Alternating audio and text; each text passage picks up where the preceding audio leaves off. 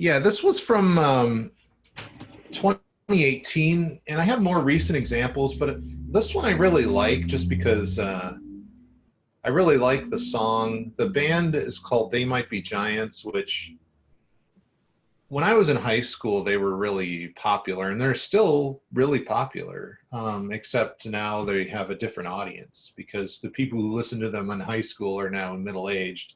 Um, but they do a lot of, in addition to just traditional songs and albums, they also do a lot of like kids videos. They do like DVDs of different. They have a science DVD and they have a math DVD. And I've worked on a couple of those too. I do a lot of work for them, not quite as much as my colleague Jeremy, but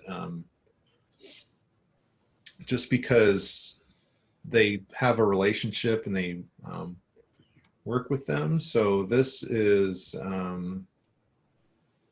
this is the final. All right, so this is the music video done entirely in After Effects. I did probably 90% of the animation for it.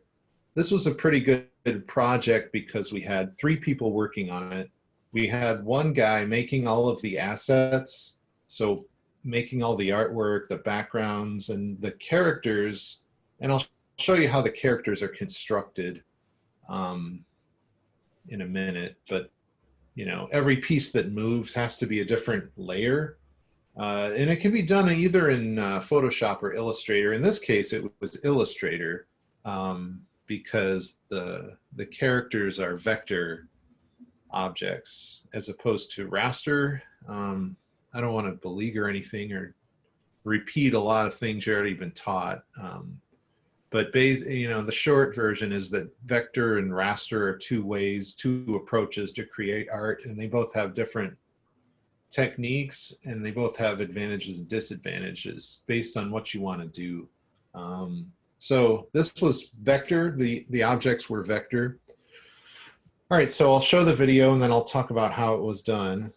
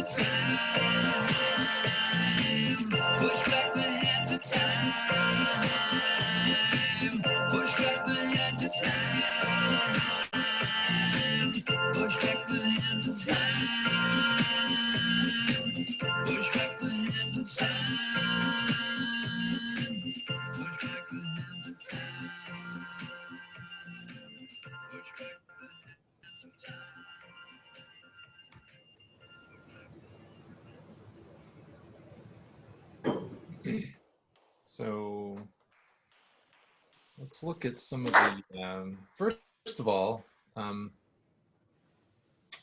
the animatics. These are the assets.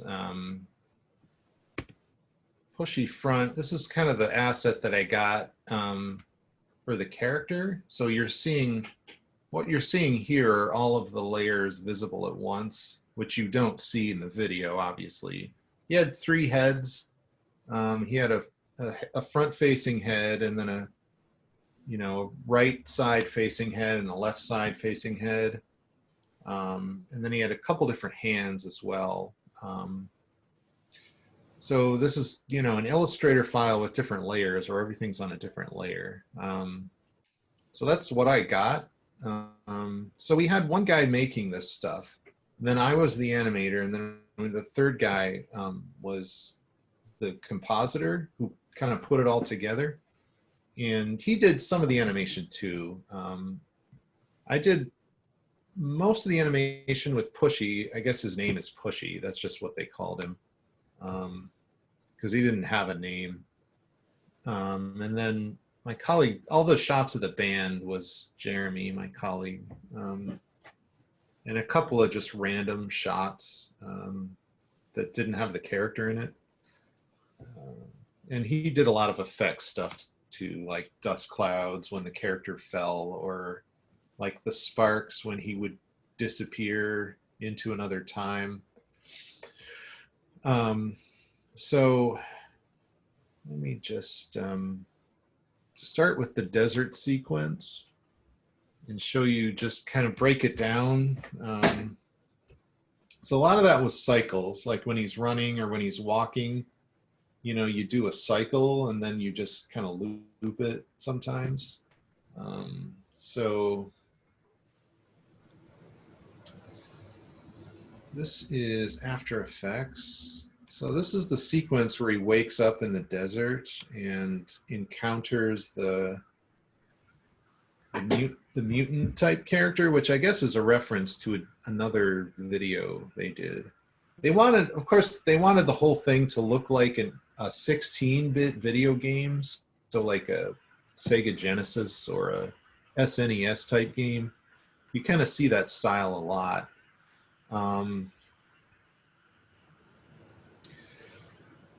The pixelation effect was done last, and that was done with a plugin, a very buggy plugin, by the way. So, as you can see, there's all the layers. If you look at here's Pushy front. This is the file I just showed you. But if you open up the layers, you see that every piece of him is a different layer.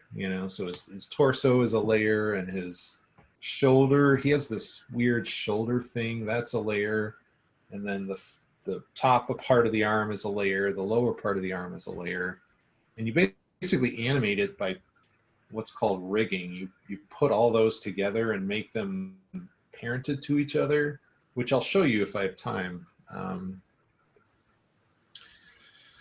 So this was, let me see some of the pre-comps here. You have several different pre-comps. So Pushy sits up. This is just kind of where he, when he wakes up, and just, so that was a shot. And then let's see, Pushy tired walk pre-comp. So this is just a cycle where he's walking and he's supposed to look tired. So you're just seeing a loop here. But that was used several times throughout the sequence. So that was the first part for the desert sequence, and then Pushy stops. So this is a pre-comp where he starts in the cycle, but then he stops walking, which has some animation to it. So he kind of straightens up, and then he steps down, and then there's like a little knee bend reaction thing, and his arm kind of swings out a little bit. The last thing to stop is his arm, to show that the TV/time machine he has is heavy.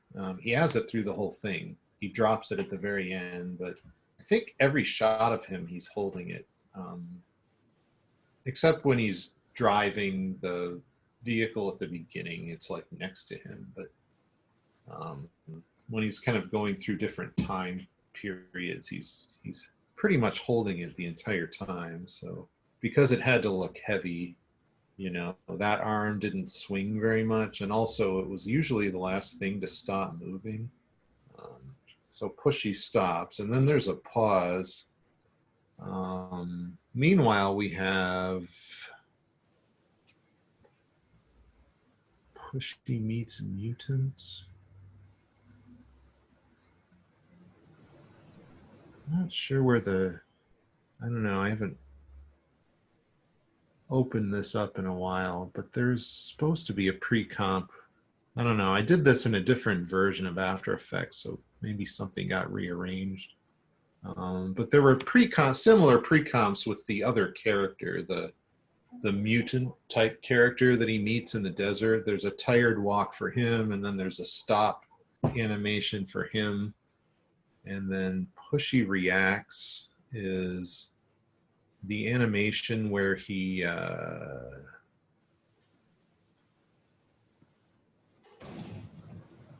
there's a pause, and then he looks at us, and then he looks back, and then there's a scream, and then he turns and runs. And then after that, we go into a run cycle where he's running and frantically trying to change the channel, which is this pre-comp.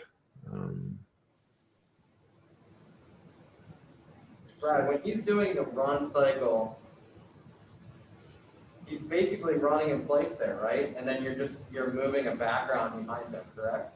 Yeah, exactly. You think of like Scooby-Doo, like the old, you know, that whenever the characters walk, it's always the same animation, you know, and the background just scrolls behind them. And you get some gags. I think Scooby-Doo was done pretty well, but like the Flintstones, which is an earlier show, was kind of crude, and you always saw the same tree, you know, cycling. And so, yeah, I mean, that's a way to save time, to kind of look for shortcuts. And cycles, for sure, are shortcuts, you know. So, yeah, this is... And I just look at that run, and like, he looks like he's heavy.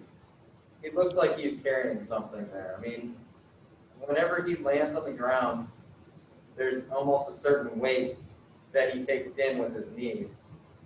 Yeah. It just looks like there's a gravitational pull there, which is cool. I mean, you guys are accounting for the physics that are involved with your animation, correct? Yeah, you know, that's a huge part of it. Like, making the character look like they have believable weight is very important in, you know, making it believable, making the animation believable. You know, that can be done with bending the character at the knee. I do that a lot. You know, if the character is stepping down, there's like a weight shift that happens, and so the knee bends a little bit, and it's more exaggerated than it is in real life. You know, if you look at people walking, they don't really bend their knees that much. But in animation, we want to push it a little. It's not quite reality. It's a little bit, it's exaggerated reality. It's a caricature of reality almost. So yeah, that's a big part of it. You have to make the character look heavy, or to look like they have the appropriate weight. But yeah, it's a pretty fast run. I think it's 10 frames. So we have, you know, a pose like this, which is sort of the low point. I just think of it in terms of like low point and high point of the character. This is when the character is at the lowest point. And then there's a pose like that where they're kind of launching. And then there's a couple of frames where they're in the air. During a run, there's usually a little bit of air time in each step. It's can think of it as a series of jumps. And then there's sort of a contact pose where the heel makes contact with the ground and then back into the run, or back into the low point here. So, and then there's overlap too. That's the other thing, is that there's a little bit of movement on his head to kind of make it look like it drags a little bit. It's hard to see like if I'm single framing, but like when his body goes up, his head kind of comes down slightly and vice versa. So you get that sense of overlap to it. And then there's that extra layer of acting where he's trying to change the channel too. You know, normally run, you know, the arms would be like this and you'd kind of be cycling it, but he's, you know, he's trying to escape. So he's like holding his TV/time machine. And he's trying to go into another time. So his arm kind of goes like this while he's trying to change the channel. And I think that was all the animation for him for that shot, because he just disappeared. He finally changed the channel and disappeared.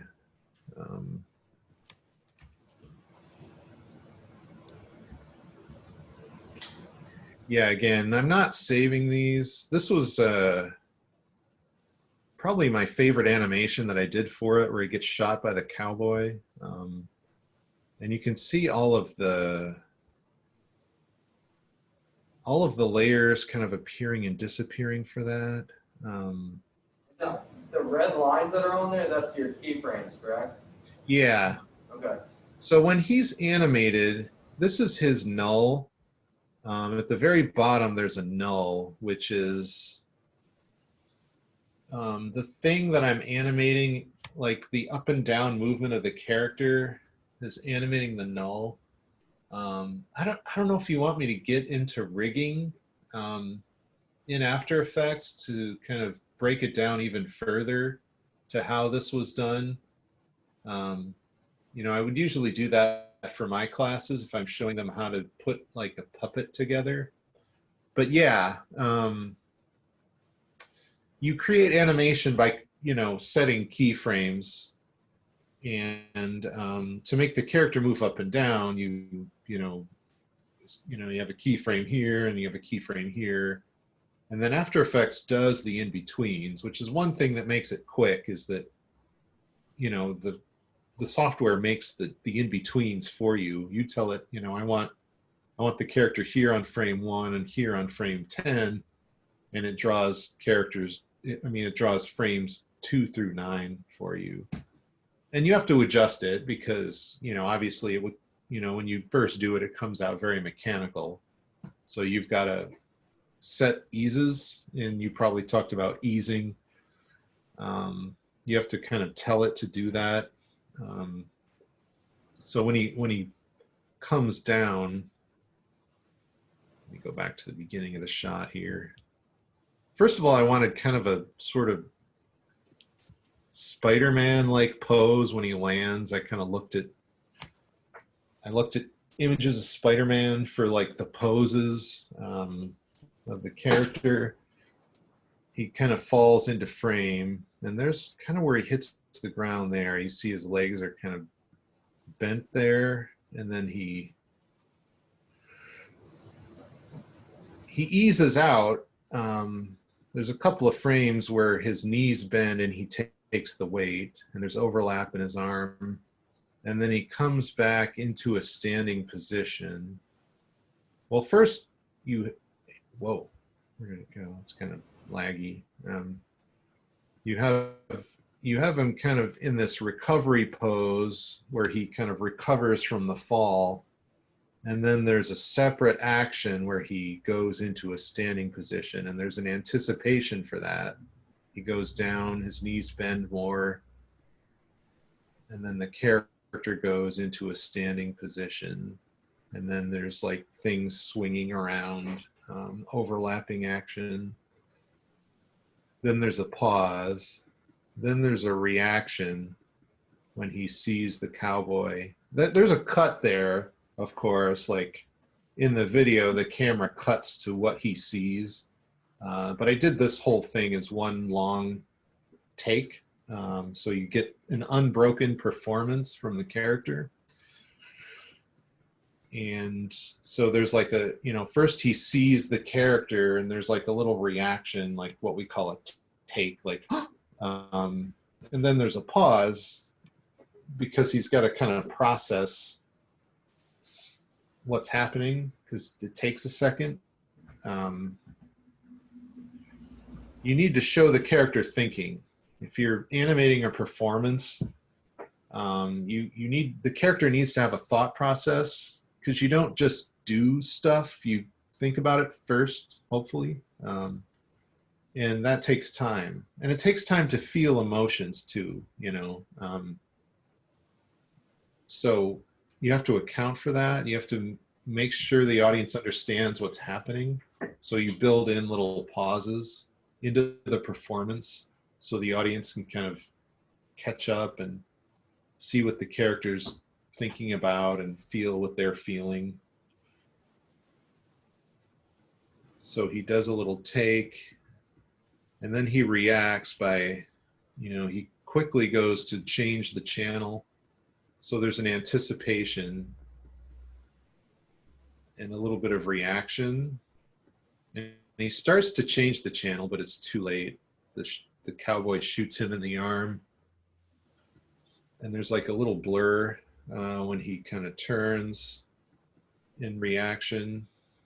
There's a really big frame there. There was one frame with 2 televisions in it as like a smear. Sometimes you have what used to be called smear drawings. If your film is made up of different frames and you're looking at pictures, 24 per second for traditional film. However, this is shot at, I think, 15 frames per second. Oh, we only have 6 minutes left. Okay, I guess I'm not going to get into rigging. Well, did you want to? I'm glad that you talked about those pauses in there because I would say that one of our biggest problems in here is setting up those little pauses in between the action. Yeah. I feel like our short animations that we've made so far is almost always constant action. Like there's almost always something in the frame that's moving, and there's no time for you to like think about, okay, what's going to happen next now. Yeah. I feel like that's really important. That and I don't know. I guess relaying the fact that there is going to be an action soon, or getting ready for an action, like your jump. He like creeps down and really jumps into it. Yeah. Yeah. I mean, and that's pretty common when people are learning about animation and they're making animation for the first time. It's common to want to think you have to move the character always, but you need to know when not to move the character. You need to know when to hold. That's what makes a performance dynamic, is giving the character a thought process. Because if a character isn't moving, it looks like they're thinking. So the audience will assume that the wheels are turning in the character's head and that the character's trying to decide what to do next. And that takes time, And even just taking in, like when he sees the cowboy, he doesn't react right away. He needs to like process it first. So you need to get that pause and then react. And that's like maybe a second. You can hold for up to a second or maybe even longer. If there's multiple characters on the screen too, and that didn't really come up here. You saw that, when the 2 characters meet in the desert, there's a really long hold there, like for 2 or 3 seconds. They just stand there and look at each other and don't move until finally they react. That was exaggerated, of course, to make the audience be like, it's taking them a really long time to process each other because they weren't anticipating meeting each other. So they're like, what is happening? And yeah, you gotta show the character thinking. You you got to give the audience time to feel the emotions. People need time to process any kind of emotional content for animation, and that's what makes animation work, is that the audience feels for the character, and the audience believes what the character's doing, and believes that the character is a thinking, living, thinking, emotional character. That's one of the processes we do. And I mean, the first, in some of the very first animation classes in college, one of the very first things we try to teach is how to transition from one emotion to another. It takes time. You know, if you're happy, and then you learn something sad, or something happens to make you sad or angry, you're not instantly angry. You know, you need time to feel the emotion. You need to process. Does anyone have any questions? Are you guys going to be like off to a new class soon, or there's like a countdown timer up here? Yeah, we have about 3 more minutes, it looks like, on the meeting. Okay. I think these guys have, I think it's 13 more minutes of class. Something like that. 15 minutes left. Yeah. We have a little bit of time extra after this meeting Okay. to talk. Yeah, you guys have any questions for Brad?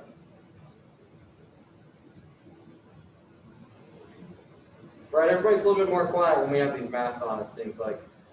Yeah, that's fine. I mean, art, I want to say though, art is a viable career option. I think there's like a perception that it's not. And I don't know how many are thinking about it. It's okay to not know at this point. You guys like all seniors, or what's the grade level of the class? Is it just everybody, or? Sophomores. Yeah, it's predominantly sophomores in here. Oh, okay. We have a junior here as well. Yeah, so you know, it's good that you're taking a class like this now, even if it's just to explore it, because, well, animation is everywhere. I mean, people need content. You got, in addition to movies and TV, for the ever expanding streaming services that are available, you also need animation for, you know, video games and apps, and just everything. You know, everything moves now. So, and art is everywhere, you know, and most of the time now it moves, you know, because, you know, there's not a lot of media that is like analog anymore. It's all kind of digital media now, which means it can move. So there's a huge demand for content, both, you know, art and animation. You know, animation is art, of course, but you know, graphic design and titles too, motion graphics. There's a lot of there's a lot of jobs making moving titles, and text that, you know, appears and disappears off the screen in a fun way. So, you know, it's something you can do. We have an art program here at Edinburgh.